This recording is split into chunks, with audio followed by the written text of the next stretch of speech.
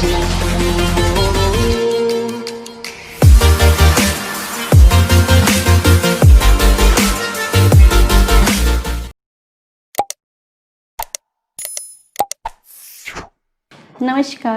सूर्य नगरी Uniqlo classes के YouTube channel पर मैं आपका हार्दिक स्वागत और अभिनंदन करती हूँ। मैं Urmila Rathi.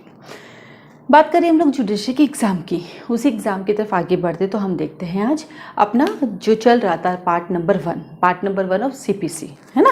Part number 1 CPC चल रहा था अपना, तो उसको कंप्लीट करते हैं अपना। इसको पार्ट नंबर 1 CPC के अंदर हमने एक पार्ट देख लिया था। क्या देख लिया था? एक पार्ट देख लिया था, और वो था अपना सेक्शन नंबर 9 से 14। आज हम सेक्शन नंबर 15 से आगे बढ़ेंगे कि क्या कहता है। सभी जने अपने अपने बैरेक्ट ओपन कर लीजिए। यदि आप अपने बैरेक्ट खोल के बैठेंगे तो ये आपको परमानेंटली याद हो जाएगा, ठीक है। तो आप जल्दी से अपने अपने बैरेक्ट लेकर आ जाइए। हाँ जी, तो हम बात करते हैं सेकेंड पार्ट की, प्लेस ऑफ शो। क्या बात करें? Place of show. वाद कहाँ संस्थित होगा, वाद कैसे संस्थित होगा, वाद संस्थित करने के लिए किन किन चीज़ों का ध्यान रखना पड़ेगा। तो आइए देखते हैं वाद कहाँ संस्थित होगा। सेक्शन नंबर 15 बताता लोएस्ट कोर्ट। क्या कहा? सेक्शन नंबर 15 कहता है लोएस्ट कोर्ट में होगा, निम्नतम श्रेणी में। अब लोएस्ट कोर्ट की बात करेंगे तो क्या होगा, तो यहाँ पर देखिए सबसे ऊपर हाई कोर्ट है, हाई कोर्ट के नीचे डीजे कोर्ट है, डीजे कोर्ट के नीचे सीनियर सिविल कोर्ट है, ठीक है। कहीं जगह सिविल कोर्ट वर्ड यूज़ किया गया है तो कहीं जगह जूनियर वर्ड यूज़ किया गया है, और देन आता आपका स्मॉल कोर्सेस कोर्ट। अब देखिए इस जब लोएस्ट कोर्ट की बात आती है तो आपके पास दो कन्फ्यूजन है कि सब सिविल कोर्ट होगा या स्मॉल कोर्सेस कोर्ट।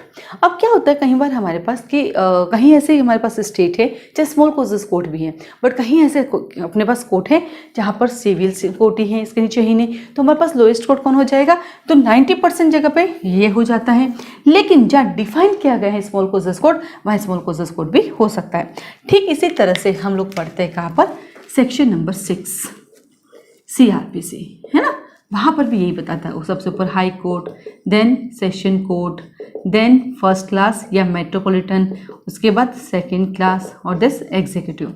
वहाँ पर एक ज़्यादा है, वहाँ पर एक ज़्यादा, जो एग्जीक्यूटिव है वहाँ पे थोड़ा ज़्यादा है, यहाँ पर बराबर चलता है। तो सेक्शन 6 CRPC भी इन्हीं चीज़ों की बात करता है। ये इसको बोलते हैं कोर्ट की हायरार्की की बात की जाती है।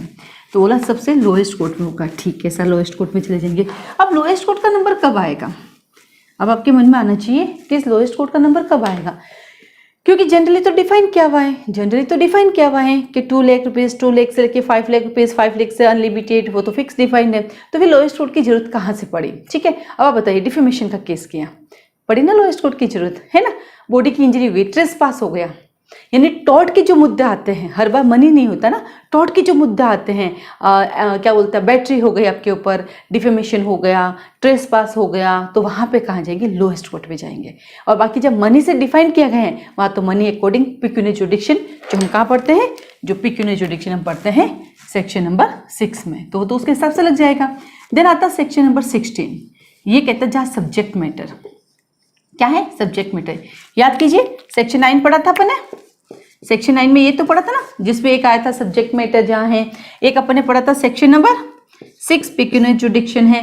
तो सब्जेक्ट मैटर में यहाँ पे कुछ कंडीशंस दी गई है, 6 कंडीशंस दी गई है, BCDEF। इन सब ने कहा जहाँ सब्जेक्ट मैटर सिचुएटेड है वहीं पर सूट करेंगे। कॉमन सेंस है कि यदि मकान जोधपुर में सिचुएटेड है तो केस भी जोधपुर में ही होगा, उसके लिए कहीं और नहीं होगा। लेकिन इसमें एक ऐसी कंडीशन है जहां पर जोधपुर में भी हो सकता है, और या फिर जहां पर बंदा जो रहता है, डिफेंडेंट रिसाइड करता है, वहां पर भी हो सकता है। कब? जब वो उस इमूवेबल प्रॉपर्टी को इंजरी कोज करता है, किसी तरह का डैमेजेस उससे लेना है, किसी तरह का कंपनसेशन लेना है, उस कंडीशन में चाहे डिफेंडेंट डिसाइड करता है, बिजनेस करता है, बेनिफिट के लिए काम करता है, तो वहां पर भी किया जा सकता है। बाकी सब में जहाँ सब्जेक्ट मैटर सिचुएटेड है वहीं किया जाएगा।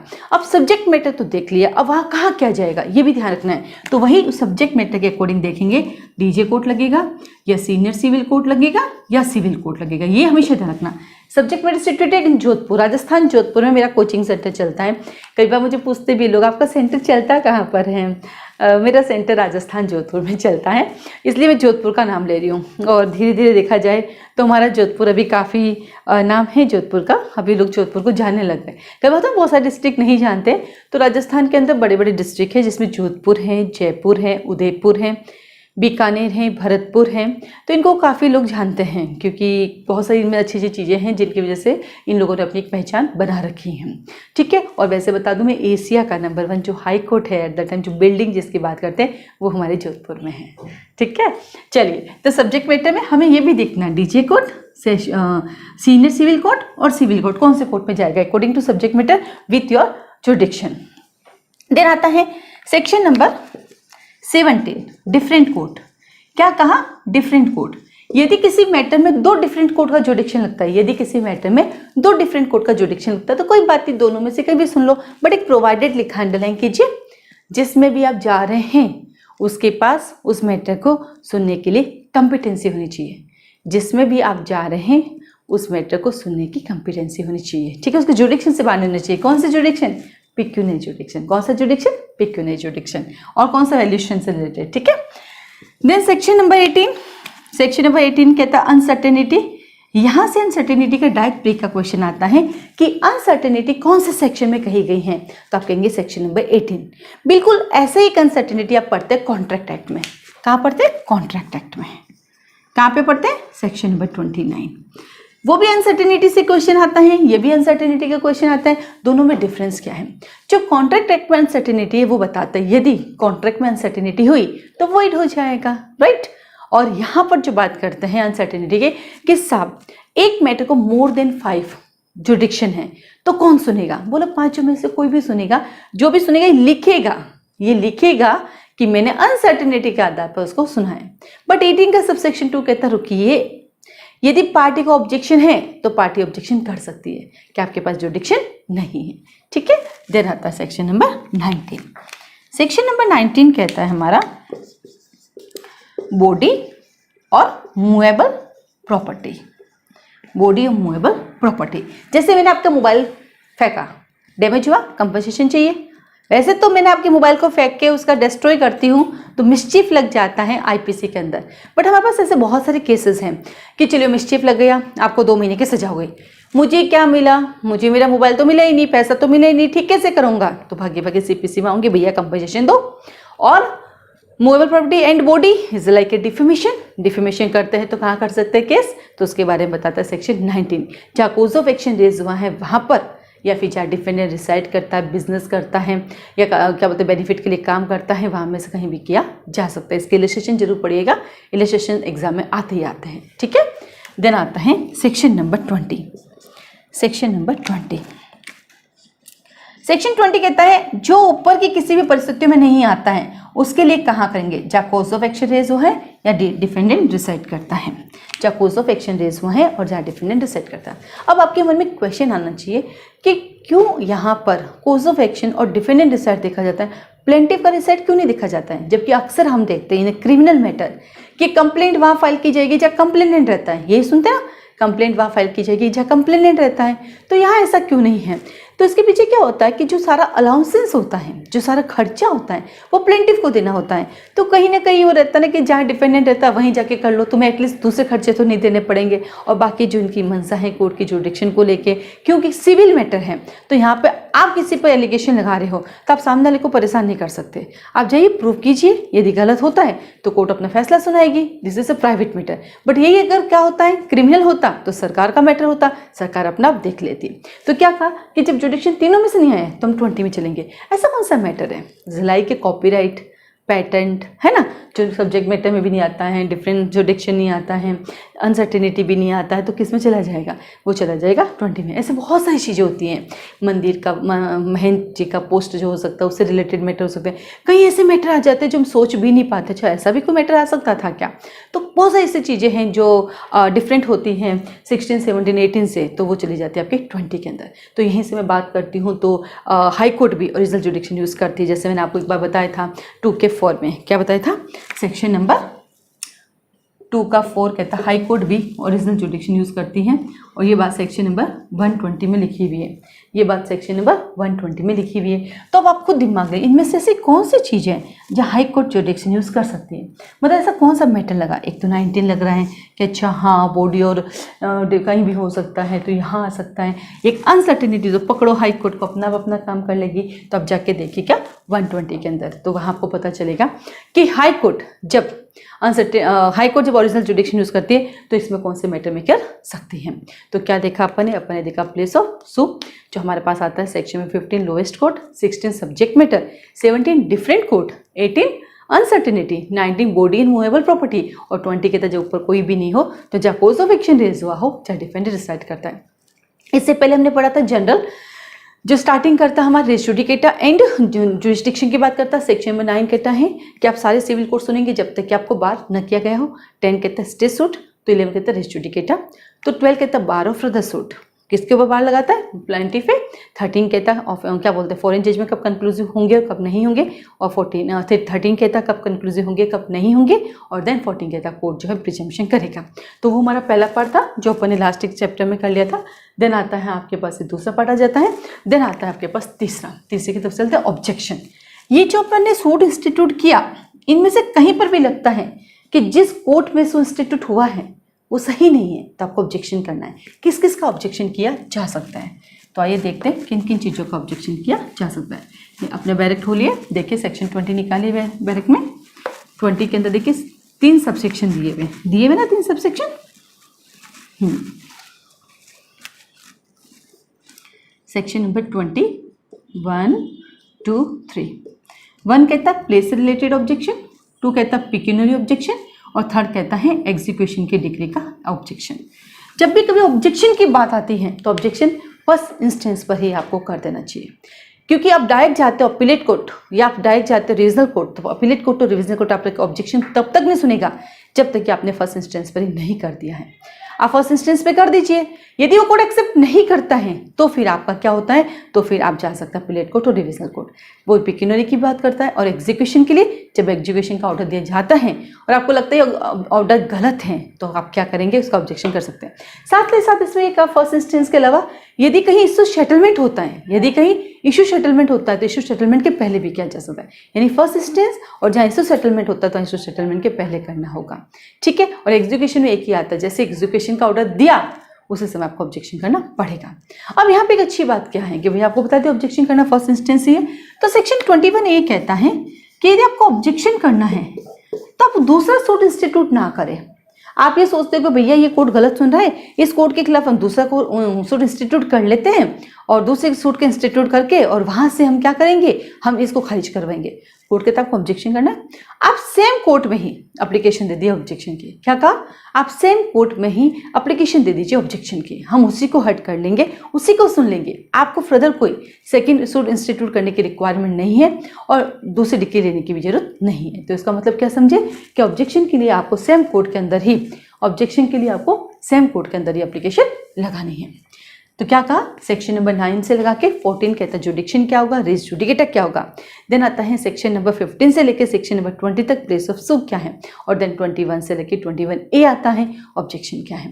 देन आगे चलते हैं, अब मैटर को ट्रांसफर कराते हैं। ऑब्जेक्शन के तो ट्रांसफर तो कराना ही है, तो चलिए मैटर को ट्रांसफर कराते हैं।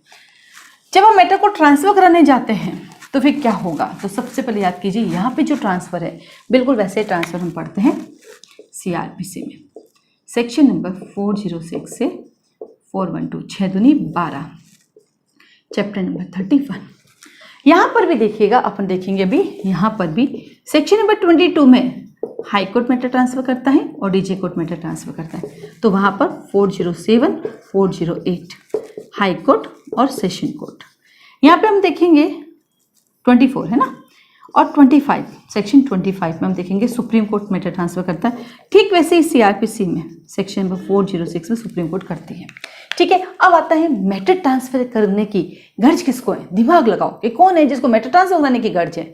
ऑब्वियसली डिफेंडेंट को तकलीफ है, डिफेंडेंट ही करेगा। तो सेक्शन नंबर 22 कहता है, अंडरलाइन कीजिए, डिफेंडेंट जो है मैटर ट्रांसफर की एप्लीकेशन लगाएगा। 23 कहता है कहाँ लगाएगा, सिंपल है, जब मैटर दोनों के एक अपीलेट कोर्ट के अंदर ट्रांसफर कराना है तो उस अपीलेट कोर्ट में जाएंगे, चाहे डिफरेंट अपीलेट कोर्ट है तो हाई कोर्ट में चले जाएंगे, और जहाँ डिफरेंट हाई कोर्ट है तो उस कोर्ट को लगाएंगे जहाँ पहले सूट इंस्टीट्यूट किया गया था। तो 22 में एप्लीकेशन, 23 में कहाँ लगेंगे। 24 है जो थोड़ा सा डिफरेंट है। 24 में कहता है हाई कोर्ट और डीजे कोर्ट। पार्टी के एप्लीकेशन पर, अंडरलाइन कीजिए, पार्टी के एप्लीकेशन पर, और सो मोटो भी कर सकता है जब उसको लगता है कि मैटर में रिक्वायरमेंट है, जस्टिस के लिए है, इंटरेस्ट ऑफ पार्टीज के लिए है, तो कर सकता है। इसमें 2 चीज़ें पढ़ेंगे हम, क्या और अपील। हाँ, सबसे अच्छी बात है केवल मैटर का ट्रांसफर नहीं, अपील का ट्रांसफर भी किया जा सकता है। प्री का क्वेश्चन है, मैटर भी ट्रांसफर हो सकता है, अपील भी ट्रांसफर हो सकती है, अंडरलाइन कर लीजिए। सबसेक्शन 1 के अंदर ABC जो बात करता है उसमें ये है कि उसके इन ऑब्जेक्ट के लिए हम उसका ट्रांसफर करेंगे, और कोर्ट खुद भी सुन सकता है या अपने सबऑर्डिनेट को भी दे सकता है। यानी क्या कहा, कोर्ट खुद भी सुन सकता है, सबऑर्डिनेट को भी दे सकता है, और वो सुन सकता है। अब जिसको पास आप भेजोगे उसके पास 2 ऑप्शन है, उसके पास 2 ऑप्शन है, या तो शुरू से वापस ट्रायल कर ले, और या जहाँ से मैटर तेरे पास आया है तो वहाँ से ट्रायल कर ले, या तो स्टार्टिंग से कर लो, और यहाँ जहाँ से आपके पास मैटर है वहाँ से आप ट्रायल कर सकते हैं। ठीक है, ठीक यही बात हम पढ़ेंगे यहाँ पर भी सेक्शन नंबर 25 में। और यहाँ पे कौन है, सुप्रीम कोर्ट। यहाँ पे 2 वर्ड बोला था, कोर्ट पार्टी के एप्लीकेशन पे, कोर्ट सो मोटो पे। यहाँ पे सिर्फ पार्टी के एप्लीकेशन पे, ओनली पार्टी के एप्लीकेशन से। यही आपका प्री का क्वेश्चन है कि सेक्शन 25 में जब का ट्रांसफर होगा वो सिर्फ पार्टी के एप्लीकेशन पे होगा, यहाँ पर कोर्ट सो मोटो नहीं करेगी। ठीक है, तो यहाँ पे यहाँ एक जो सबसे अच्छी बात है, फिर वही आएगा जिसको आपने ट्रांसफ़र किया वो जहाँ से मैटर मिला वहीं से कंटिन्यू कर सकता है, या फिर वापस वेरी फर्स्ट से कर सकता है। ठीक है, लेकिन यहाँ एक चीज़ है, यदि तुमने डिले करने के लिए किया, परेशान करने के लिए किया, तो पूरे लगाएंगे आपके ऊपर 2000 रुपीज़। कितने लगाएंगे, 2000 रुपीज़। बट यही मैं CRPC की बात करती हूँ, 406 CRPC, तो वहाँ पे 1000 रुपीज़ ही है, ध्यान रखना। क्रिमिनल मैटर में सिर्फ 1000 रुपीज़ हैं, और यहाँ पर कितने 2000 रुपीज़ हैं। तो अंडरलाइन कर लीजिए और ऑब्लिक करके इसको लिख लीजिए कि वहाँ पर है 1000 तो यहाँ पर है 2000। तो देखिए ये भी आपका कंप्लीट हो गया। बात करते, कई बार बच्चे कहते हैं कि आप यूट्यूब पे ज़्यादा अच्छा पढ़ाती है, क्लास में डिटेल पढ़ाती है, तो दिमाग में बैठता कम है। तो मैं आपको बता दूं कि ये सब जस्ट जैसा ना मैं कैसा पढ़ाती हूँ, ये उसके लिए प्रचार है। मैंने कई बार बताया है कि यूट्यूब पे बहुत सारे लोग पढ़ाते हैं, उसमें कोई संदेह नहीं है। जो बहुत सारे लोग यूट्यूब पे पढ़ाते हैं तो वहाँ ये रहता है कि कुछ लोग सिर्फ यूट्यूब पे ही पढ़ाते हैं, उनके कोचिंग सेंटर नहीं होते। बट मैं यूट्यूब पे पढ़ाती भी हूँ, मेरा कोचिंग सेंटर भी चलता है। तो अधिक जानकारी के लिए तो क्लास ही आना पड़ेगा। रीज़न जैसे कि अभी मेरा लास्ट एक वीडियो जा रही है उसमें आप देखिएगा कि हम सब ने लॉ किया है, उसके पीछे कोई ना कोई ऑब्जेक्ट है। कोई वकालत कर रहा है, तो कोई कोचिंग चला रहा है, तो कोई RJs बना हुआ है, DJs बना हुआ है, यानी लोअर जुडिशियल में जज बना हुआ है, तो कोई हायर जुडिशियल में बना हुआ है। यानी कहीं ना कहीं हम सबका ऑब्जेक्ट है कि हम काम करें। हमने LLB की है तो अर्निंग होनी चाहिए, उस अर्निंग से हम अपने घर को सर्वाइव कर सकें। ठीक वैसे ही मेरा भी कोई ऑब्जेक्ट है, मुझे भी अर्निंग करनी है और मुझे भी अपना घर चलाना है, अपने आप को चलाना है। इसलिए सारी चीज़ें मैं यूट्यूब पर नहीं पढ़ाती। हाँ, यूट्यूब पर मैं इसलिए भी पढ़ाती हूँ क्योंकि आपको कैसे पता चलेगा मैं कैसा पढ़ाती हूँ। डेमो की जो बात होती है, यूट्यूब अपने आप एक डेमो है। जब आप हमारी क्लासेस ज्वाइन करने आते हैं तो आते ही फर्स्ट डे हम फीस नहीं लेते हैं, तो हम कहते हैं आप 3 डेज़ क्लास में बैठ के देखिए। उसका रीज़न यही है कि कनेक्टिविटी, क्योंकि ये इंटरनेट है, इंटरनेट में कनेक्टिविटी कैसी है। ऑफलाइन क्लास में तो कोई दिक्कत नहीं है, क्योंकि आप जब आओगे तो इतने सारे वीडियोज़ देख के आओगे, और है ना, सबसे अच्छी बात है वीडियो में भी मैं ही पढ़ाती हूँ, क्लास में मैं ही पढ़ाती हूँ, तो वहाँ कनेक्टिविटी का दिक्कत नहीं है। लेकिन हाँ, ऑफलाइन क्लास में एक जो माइनस पॉइंट मैंने देखा वो ये देखा, बच्चा बाहर से आता है तो वो वहाँ का पानी सूट नहीं होता है, हवा सूट नहीं होती है, खाना सूट नहीं होता हॉस्टल का, उसके बाद घर परिवार की याद आती रहती है। तो ये जो मैंने अनुभव किया है ऑफलाइन क्लासेस के बच्चों का, कि जब वो आते हैं बड़े खुश होकर आते हैं, लेकिन जोधपुर थोड़ा गर्म एरिया भी है तो गर्मी भी बहुत ज़्यादा होती है, और हॉस्टल भी थोड़े कोस्टली होते हैं, फिर वो फैसिलिटी नहीं मिल पाती, तो उनको थोड़ा लगता है कि ये भी नहीं मिल पा रहा, वो भी नहीं मिल पा रहा, क्योंकि यहाँ ज़्यादा इतना चलन नहीं है इन सब चीज़ों का, और जहाँ चीज़ें कम चलती हैं तो वहाँ पर फीस भी ज़्यादा लगती है हॉस्टल की। तो हॉस्टल में तो अभी मैंने सोच लिया कि अभी जब कोरोना के बाद फिर से ऑफलाइन चलाऊंगी, उसमें भी जब बाहर से कोई बच्चा है तो उसको कहूँगी बेटा पहले आप 3 डेज़ आराम से कंफर्टेबल रह के देखिए। आप कंफर्टेबल रह पाते हैं देन आप ज्वाइन कीजिए। क्योंकि मैंने देखे, मेरे पास 2 एग्जाम्पल हैं। एक फीमेल थी जो अपनी 2-2.5 साल के बच्चे को छोड़ के आई, और एक फीमेल थी जो अपने 7 साल के बेटे को छोड़ के आई। वो ज़्यादा दिन नहीं रह पाई, क्योंकि माँ तो माँ होती है, आखिर तो उनको वापस वो ना बच्चों को छोड़ कर आप कितने दिन रह सकते हो, पॉसिबल नहीं होता है। ठीक वैसे ही एक लड़का था, उसका मेरे पास जो एक्सपीरियंस वो ये है कि जब वो आया था बड़ा खुश था, पढ़ने भी लग गया था, पर धीरे धीरे वही ना घर परिवार की याद आना, हॉस्टल में कभी रहा नहीं हो तो वो हॉस्टल काटने लगता है, उसको लगता नहीं मैं वापस चला जाता हूँ, तो कहीं बार रहता है कि नहीं। एक लड़का है, उसका एक्सपीरियंस था, वो 7 डेज़ 6 डेज़ रहा तो होटल में रहा था, उसको कंफर्टेबल रूम नहीं मिल पाया था तो वो नहीं रह पाया। तो हमने डिसाइड किया कि चलिए ऑफलाइन क्लास में भी हम ऐसा करेंगे, क्योंकि ऑनलाइन में हम 3 डेज़ इसलिए रखते हैं यूट्यूब से तो देख ही लिया मैम कैसे पढ़ाती है, बट इसलिए रखते हैं कि आपकी कनेक्टिविटी चेक कर लीजिए, क्योंकि इसमें लाइव क्लासेस चलाते हैं हम लोग, बिल्कुल ऑफलाइन की तरह 2 वे कम्युनिकेशन होता है। हम आपसे बात करते हैं, आप हमसे बात कर सकते हैं, हम आपको देख सकते हैं, आप हमें देख सकते हैं, ये सब चलता रहता है 2 वे कम्युनिकेशन के अंदर। ठीक है, तो वहाँ आपका नेटवर्क अगर नहीं है अच्छा स्ट्रॉन्ग तो फिर दिक्कत हो सकती है आपके साथ, इसलिए हम 3 डेज़ बिठाते हैं, ताकि आप जिस एरिया में रहते हैं, कई बार आप रिमोट एरिया में रहते हैं जहाँ पर है ही नहीं कनेक्टिविटी या कनेक्शन नहीं होते हैं तो रहता है, तो इसलिए हम 3 डेज़ देते हैं, और वो रजिस्ट्रेशन फीस के साथ। उसका रीज़न भी ये है कि भैया यूट्यूब पर तो सब कुछ फ्री है, यदि आप मेरी क्लास में बैठेंगे तो मैं रजिस्ट्रेशन तो करवाऊंगी और रजिस्ट्रेशन की फ़ीस भी लूँगी ना, ये तो आपके लिए अच्छी बात है। फर्स्ट डे आपसे फीस नहीं ली जा रही है, या फर्स्ट डे फीस ले ली जाती है फिर क्या करेंगे, तो वो रजिस्ट्रेशन फीस, लेकिन फिर नेटवर्क नहीं आए तो फीस तो रिटर्न नहीं होगी। भैया आपने फर्स्ट डे फीस जमा करा दी, नेटवर्क नहीं आ रहा, आपको प्रॉब्लम है, हम तो फीस रिटर्न नहीं करेंगे ना, इसलिए हम 3 डेज़ बाद ही लेते हैं। अब धीरे धीरे हम इसको ऑफलाइन में भी कन्वर्ट करेंगे कि भैया तुम जोधपुर आए हो तो तुम रह के देख लो, तुम कंफर्टेबल हो रहे हो नहीं, देन ही 3 डेज़ के लिए रजिस्ट्रेशन फीस के साथ बैठो, और नहीं अच्छा लगे तो कोई बात नहीं है, वापस अपने घर जाओ, और तो क्या है। और फिर कई बार होता है ना ऑफलाइन क्लासेस में, अरे यार यहाँ पे 2-4 कोचिंग और भी चलते हैं, तुम यहाँ कहाँ आ रहे हो, वो और अच्छा पढ़ाते हैं, वहाँ चले जाते हैं, तो वो 3 दिन में आपका वो भी सेटल हो जाएगा, ताकि आप कोई दूसरे कोचिंग भी ज्वाइन करो तो हमारे यहाँ झिक तो नहीं करेंगे, fees return fees return fees return. क्योंकि ऐसे बहुत सारे एक्सपीरियंस हैं मेरे पास कि आपने कोचिंग ए नामक को करना था, आपने बी को ज्वाइन कर लिया, फिर आप 3-4 दिन एक जाते हो ए के पास, फिर आपने बी के पास जाते हो, अब आपको ए के पास जाना है, आप बहाना करते हो मेरा भाई का एक्सीडेंट हो गया, मेरे घर में ये प्रॉब्लम हो गई, मेरी फीस मुझे रिटर्न करो। इंस्टीट्यूट तो नहीं करेगा, लेकिन आप अपने बहाने तो करोगे, तो ये भी 3 डेज़ में क्लियर हो जाएगा। भैया तुम आएगा तो बैठेगा, 4 बच्चे बता देंगे कोचिंग सेंटर अच्छा है कि नहीं है, तुम्हें बैठना चाहिए कि नहीं बैठना चाहिए, वहीं आपका क्लियर हो जाएगा, सही है कि नहीं है। तो इन सब चीज़ों के लिए हम रजिस्ट्रेशन करवाते हैं ताकि बच्चा कंफर्टेबल हो जाए। कई बार होता है ना, उसको अपने आप की कंफर्टेबिलिटी भी होनी चाहिए कि मैं जहाँ जा रहा हूँ वो सही है या नहीं।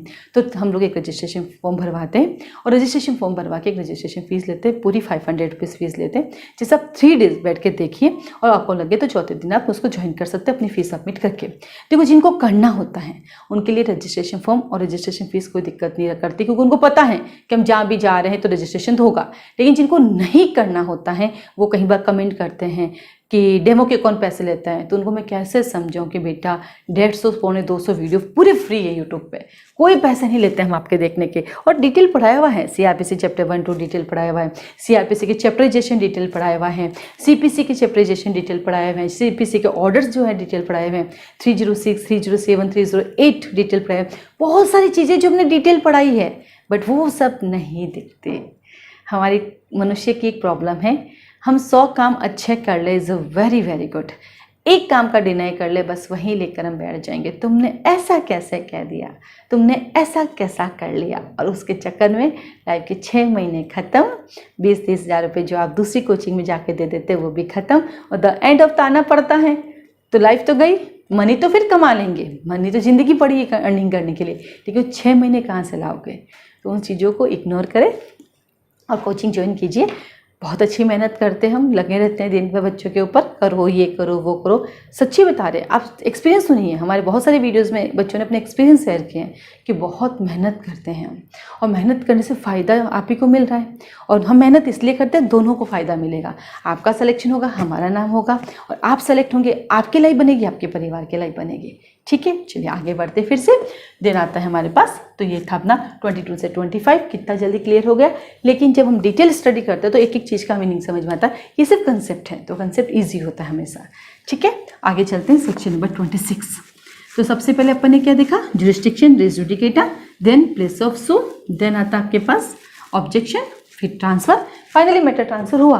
अब सूट इंस्टीट्यूट कर देते हैं, चलिए सूट इंस्टीट्यूट करते हैं। ये अकेला नहीं है, ये कहता है मेरे को अकेले लेने से कुछ नहीं होगा, इसके साथ आपको ऑर्डर नंबर 4 भी ऐड करना पड़ेगा। एफिडेविट के आधार पर कोर्ट में प्रेजेंट करेंगे, और ऑर्डर 4 के अकॉर्डिंग ड्यूल कॉपी होगी, वो डुप्लीकेट कॉपी में होगा, 2 कॉपी में होगा। ठीक है, तो जब भी 26 पढ़ेंगे तो उसके साथ ऑर्डर 4 तो पढ़ना ही पढ़ना है। ठीक है, देन चलते हैं समन एंड डिस्कवरी। जब इस समन एंड डिस्कवरी की बात करते हैं तो बिल्कुल वैसे ही जैसे कि सीआरपीसी में समन और सीआरपीसी में प्रोटेक्शन ऑफ थिंग्स की बात करता है। जो सेक्शन नंबर 27 है, देखिए अंडरलाइन कीजिए, 27 डिफेंडेंट को समन दिया जाता है 30 डेज में, 28 अदर स्टेट, 29 फॉरेन के अंदर, 30। तो 27, 28 और 29 सिर्फ आपके टाइटल बेस्ड क्वेश्चन है, इससे ज़्यादा क्वेश्चन बनते नहीं है। लेकिन जब बात करते हैं सेक्शन 30 की, यहाँ से आपका क्वेश्चन बनता है डिस्कवरी एंड लाइक। क्या कहा? Discovery and like. तो वहाँ पर कोर्ट डॉक्यूमेंट मंगाएगी। जब डॉक्यूमेंट के लिए समन भेजेंगे तो डॉक्यूमेंट लेके आएंगे, जब आपको बुलाएंगे तो आपको आना है, और जब डॉक्यूमेंट और आप दोनों को बुलाएंगे तो दोनों को आना है। ऑब्लिक करके लिखेंगे Indian evidence act section number 139। जब डॉक्यूमेंट को मंगाएंगे, चाहे आप साथ में आ जाओ, फिर भी हम आपकी एविडेंस नहीं लेंगे, लेकिन जब मैंने आपकी और डॉक्यूमेंट दोनों की करेंगे तब आएगा, जिसपे दोनों लिखे हुए हैं। ठीक है। देन आता सेक्शन नंबर 31 विटनेसेस के लिए। यहाँ पर विटनेसेस के लिए वही प्रोसीजर होता है जो कि पार्टीज के लिए होता है। ठीक है, मतलब वही डाक से या ऑफिसर जाएगा, लेकिन सीआरपीसी में थोड़ा डिफरेंट है। सीआरपीसी के सेक्शन 69 के अंदर विटनेसेस को बाय पोस्ट भेजा जा सकता है, लेकिन पार्टीज जो होती है उसको ऑफिसर लेके जाता है। ऑफिसर कौन? 3 तरह का, police officer, public officer, court officer. तो वहाँ पार्टीज में ऑफिसर जाते हैं, जबकि यहाँ पे चाहे पार्टी हो चाहे विटनेस हो, दोनों का सेम प्रोसीजर है। चाहे ऑफिसर को जाना है वहाँ ऑफिसर जाएगा, चाहे बाई पोस्ट भेजना है बाई पोस्ट जाएंगे। ये आपको कैसे पता चलेगा कि ये जो 27 से 32 में ये सब भी हो सकता है? ये पता चलेगा आपको, इसका प्रोसीजर दिया हुआ है। Order 5, order 16। 5 जो है वो पार्टीज के लिए दिया गया है, और जो 16 है वो विटनेसेस के लिए दिया गया है। नाउ 32 से एक चीज पता चलेगी कि सिविल मैटर में भी वारंट जारी हो सकता है, सिविल मैटर में भी अरेस्ट किया जा सकता है। तो सिविल मैटर में बिल्कुल क्रिमिनल मैटर की तरह भी ये सब चीज़ें हो सकती हैं, है ना। अब ये प्रॉपर्टी का अटैचमेंट तो यहाँ एक बाएं हाथ का खेल है कि सिविल में जब भी कोई भी डिसोबे करोगे प्रॉपर्टी का अटैचमेंट तो होगा। क्या कहा? प्रॉपर्टी का अटैचमेंट होगा, सेल होगी, आपको अरेस्ट कर सकते हैं, आपको क्या बोलते हैं वारंट जारी कर सकते हैं, और साथ ही आपके ऊपर 5000 रुपीज़ का फाइन लगा सकते हैं। कितना? 5000 रुपीज़ का फाइन लगा सकते हैं। तो पहला फाइन कहाँ लगाया अपन ने? सेक्शन 25 में। कितना? 2000 रुपीज़। फिर दूसरा कहाँ लगाया? 32 में। कितना? 5000 रुपीज़। और हम तीसरा लगाएंगे 35A में। कितना? 3000 रुपीज़। याद करने का तरीका बहुत सिंपल है, थोड़ा सा अजीब लगेगा फिर बताती हूँ। देखो ये 25 है, ये 35 है, 5 भूल जाओ, 2000 3000। ठीक है, 3 और 2 को मिक्स कर लो, 5000। कभी नहीं भूलोगे, क्योंकि 5 तो कॉमन है, तो कॉमन वालों को उड़ा लो। उड़ाया तो बचा क्या? 2000, इसमें 3000, और 3 और 2 5000, तीनों याद हो जाएंगे, कभी गड़बड़ियाँ होंगी ही नहीं। और जब जब ये कंपनसेशन दिया जाता है, ये कंपनसेशन लाइक के ऑर्डर है, और इनकी अपील ऑर्डर की अपील की होती है। यदि अपील का प्रोविज़न है तो हमेशा ऑर्डर की अपील की तरह अपील होगी, ना कि डिक्री की। सेकेंड लिखिए कि जब कभी भी सीपीसी में कंपनसेशन इम्पोज किया जाता है, तो कंपनसेशन की recovery as a arrear of land revenue की जाती है। कंपनसेशन की recovery as a arrear of land revenue की जाती है। और वहीं क्रिमिनल मैटर इन सीआरपीसी जब कभी भी बात आती है कंपनसेशन की रिकवरी की, तो हमेशा फाइन की रिकवरी की तरह की जाती है। कैसे की जाएगी उसकी रिकवरी?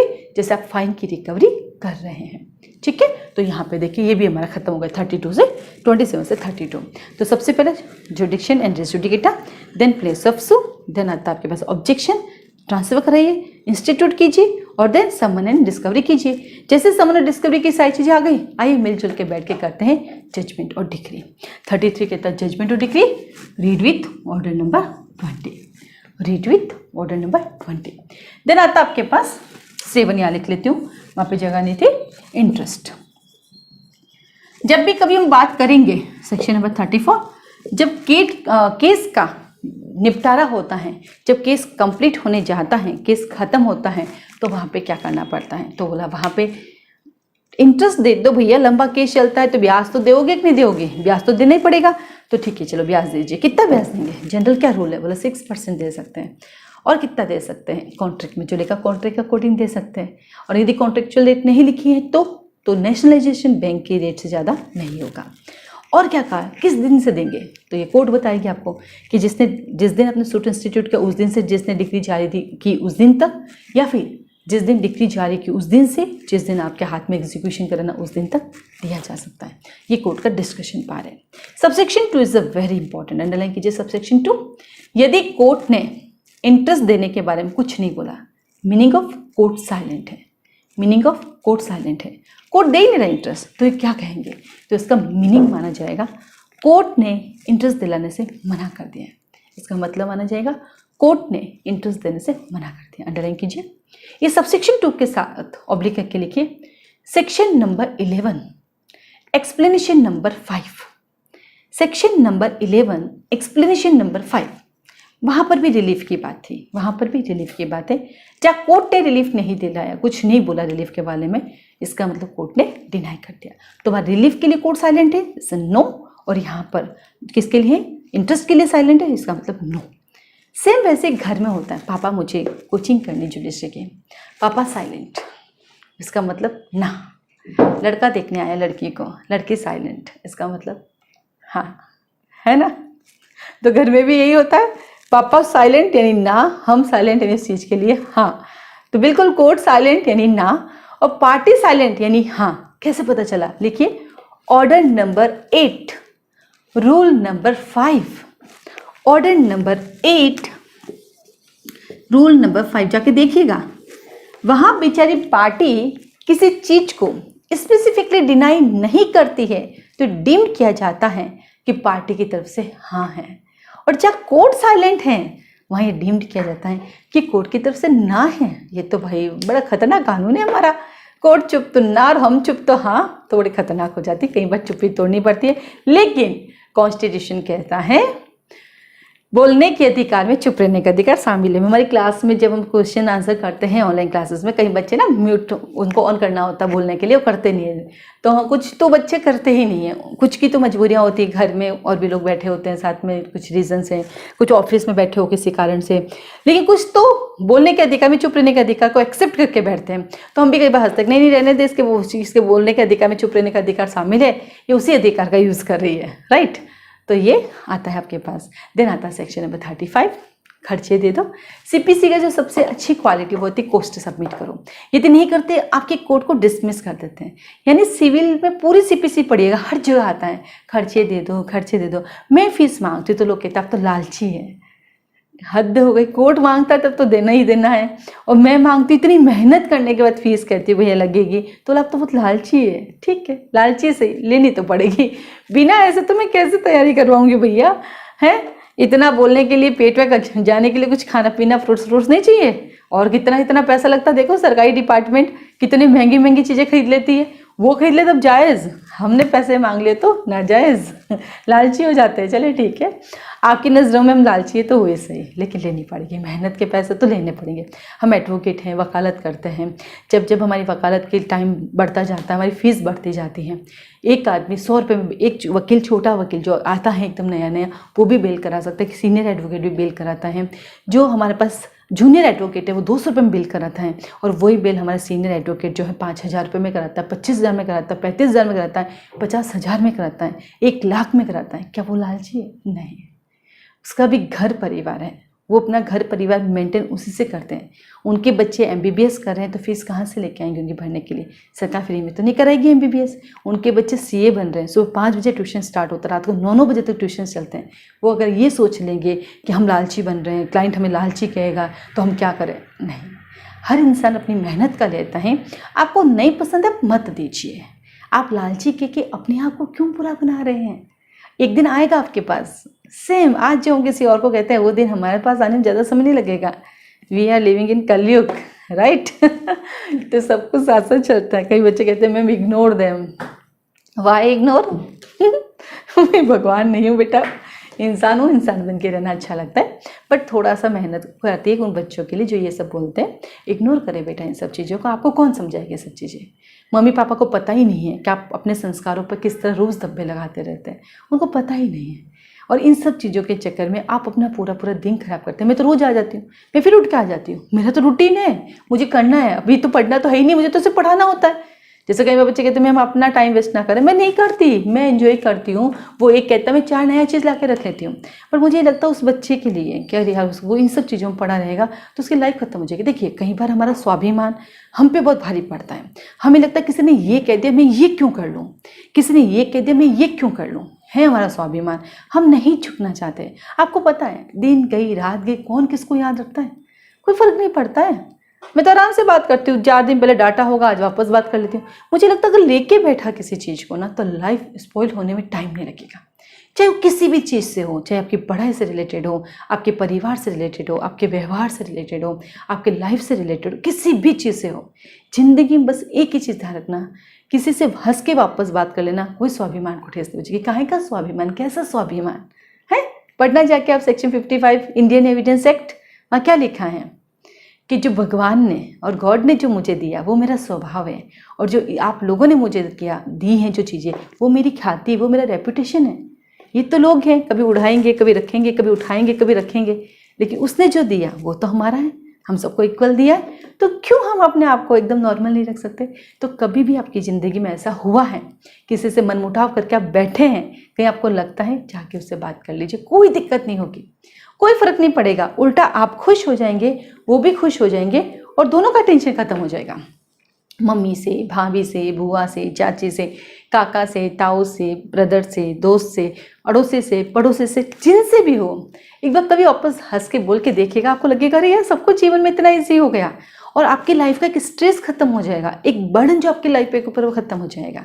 इन सब चीज़ों को इग्नोर करके अपने आप को नॉर्मल किया। जो जब भी कभी देखो झगड़े होंगे, हम सब मनुष्य हैं, ऐसा तो है नहीं कि हमसे होगा नहीं, होगा झगड़ा यार, ऐसा तो नहीं भगवान है कि जो हम चुपचाप यस आज के बाद किसी से कुछ नहीं करूँगी, छोटी मोटी अनबन हो ही जाती है और उसकी वजह से पूरा दिन खराब हो जाते हैं। उस दिन को ठीक करने के लिए वापस जाके बात कर लीजिए, सब कुछ ठीक हो जाएगा। आपको लगेगा अरे यार इतना कुछ ईजी हो सकता है। हम बात को लेकर बैठते तो बात बड़ी बन जाती, बड़ी भी बन गई ना तो भी जाके सॉरी बोलता हूँ, कोई बात नहीं ना, रात गई बात गई, ये कह के ख़त्म कर दो, लेकिन कर दिया करें ख़त्म, ठीक है। तो यहाँ पे हमारा ख़त्म होता है। ज़्यादा भाषण दे देती हूँ, सॉरी ना, करे क्या, अधिवक्ता है तो आदत है बोलने की, वकील साहब नहीं बोलेंगे तो गड़बड़ जाएगी ना सारी की सारी। चलिए कोई नहीं, क्योंकि कई बार आपके पेरेंट्स को नहीं पता होता आप क्या कर रहे हो, उनको पता भी नहीं होता है, और आप जब उनको बताते हो तो सिर्फ एक तरफा बताते हो, दूसरी तरफा नहीं। पेरेंट्स को पता ही नहीं है कि एक्चुअल क्या है, हकीकत क्या है। आप तो सिर्फ अपने आप को ही बताओगे ना कि मैंने सब कुछ सही किया, सामने वाले ने गलत किया। कई बार उनको ये भी बताओ कि मेरी ये गलतियाँ हुई थी, सब कुछ सॉर्ट आउट हो जाएगा और सब कुछ इजी और स्मूथ हो जाएगा। लाइफ में सारी बर्डन खत्म हो जाएगी, एक अच्छी जीवन। हम सब अगर ऐसा कर ले तो मुझे नहीं लगता कि संसार में, इस धरती पर किसी प्रकार का कोई दुख रहेगा। तो चलो स्टार्ट करते हैं थोड़ा सा। जैसे मैंने बताया था कई बार कि मेरे पास एक एनजीओ चलता है, बेटी बचाओ को लेकर मैं काम कर रही हूँ, 10 साल हो गया, अभी भी करती रहती हूँ। तो हमेशा एक ही रहता है, बेटा बेटी एक समान के लिए क्या करना चाहिए। बेटों को मारना ना, बेटियों को मारो ना बेटों को मारो, दोनों को सर्वाइव करो ना, और दोनों को इक्वल राइट देकर तो देखो, वो अपना कर्तव्य बराबर निभा के दिखाएंगे। तो ये जब हम लोग बेटी बचाओ को लेके काम करते हैं तो नशा मुक्ति को लेके भी काम करते हैं, एजुकेशन को लेके काम करते हैं, किशोरी बालिकाओं को लेके काम करते हैं, विधवा महिलाओं के साथ हम काम करते हैं। तो ये सब चीज़ें हमारे यहाँ चलती रहती है, हम उनके लिए कुछ ना कुछ काम करते रहते हैं। आपको भी जब भी कभी समय मिले, कभी ज़िंदगी मौका मिले, तो भी ग्रास रूट लेवल पर जाके काम करके देखिएगा, इतना सुकून मिलेगा, आप खुद हेल्दी फील करेंगे। जैसे हम राजस्थान मारवाड़ में रहते हैं ना, तो यहाँ पर बेटी की जन्म पे थाली नहीं बजती, बेटे की जन्म पे थाली बजती है, मतलब बहुत बड़ा डिस्क्रिमिनेशन देखने को मिलता है। तो कई बार ऐसा लगता है ऐसा क्यों हुआ। तो जब हमने कहा कि नहीं आप हमारे लिए भी थाली बजाइए बेटियों के लिए, तो हम ढोल बजाएंगे। और कह भी कौन रही है, बूढ़ी दादी माँ, यानी वो खुद एक महिला है, पर उसकी क्या गलती है, समाज ने हमेशा ऐसे ही रखवाया है। तो हमने कहा नहीं, हमें ढोल नहीं चाहिए, हमें थाली के बदले थाली दे दो, हम खुश हो जाएंगे। क्योंकि आज हकीकत है, चाहे मानो या ना मानो, बेटे जितना कर पाती हैं उतने बेटे नहीं कर पा रहे हैं। और बेटों की भी गलती नहीं है, वो बेचारा फंस जाता है आफ्टर मैरिज, तो बहुत ज़्यादा ही फंस जाता है। वो इस महिला की सुने या वो उस महिला की सुने, तो फिर आता अगला सवाल हम पर ही उंगली उठती है कि ये बेटियां भी तो किसी, ये बहुएं भी तो किसी घर की बेटियां हैं। बिल्कुल सही काम। तो बहुएं आप हमेशा बेटी बन के रहो, आपको भी अच्छा फील होगा, सबको अच्छा होगा। अक्सर एक बड़ी विडंबना चलती हैं, जब हम शादी के बाद पढ़ाई करना चाहते हैं तो जो सुविधाएं हमें हमारे मम्मी के घर मिलती है वो मम्मी जी के घर पे नहीं मिलती, ऐसा माना जाता है। थोड़ा बहुत मम्मी के घर में भी होता है, बट वहाँ हम सहन कर लेते हैं, मम्मी जी के घर पे सहन थोड़ा होता नहीं, बाकी ऐसा नहीं है। तो फिर एक आवाज़ आती है, बहू कभी बेटी नहीं बन सकती और सास कभी माँ नहीं बन सकती। मे बी ब्लड रिलेशन नहीं है, ऐसा इसलिए लगता है, लेकिन ट्राई करने में क्या हर्ज है। बहू को बेटी बना के देखो, और बहू से कहेंगे सास को माँ कह के तो देखो, सारी ज़िंदगी में सारी प्रॉब्लम ऑटोमेटिक ही सॉर्ट आउट हो जाएगी। ट्राई करके तो देखो, होके रहेगा। कभी जिद माँ के माँ किया, कभी सास के माँ भी कर लिया करो, कभी माँ के लिए काम किया, कभी सास के लिए भी कर लिया करो। सब कुछ इक्वल है, कोई फ़र्क नहीं पड़ता। और हमें तो जितना टाइम हम, इतना सा टाइम हम अपने माँ के घर रहे हैं, इतना सारा टाइम हमें अपनी मम्मी जी के घर पे रहना है।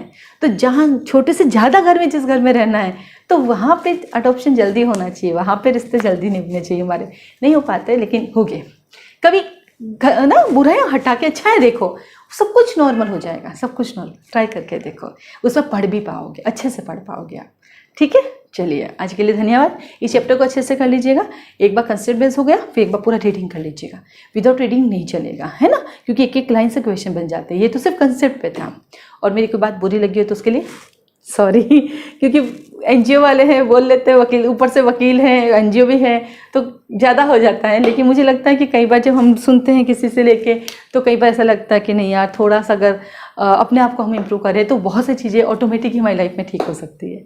ध्यान रखिएगा अपना, खुश रहिएगा, आप भी अपने आसपास वालों को भी खुश रखिएगा, ज़िंदगी में आगे बढ़ते रहिएगा। भगवान आपको हमेशा सपोर्ट करेगा। आज के लिए धन्यवाद।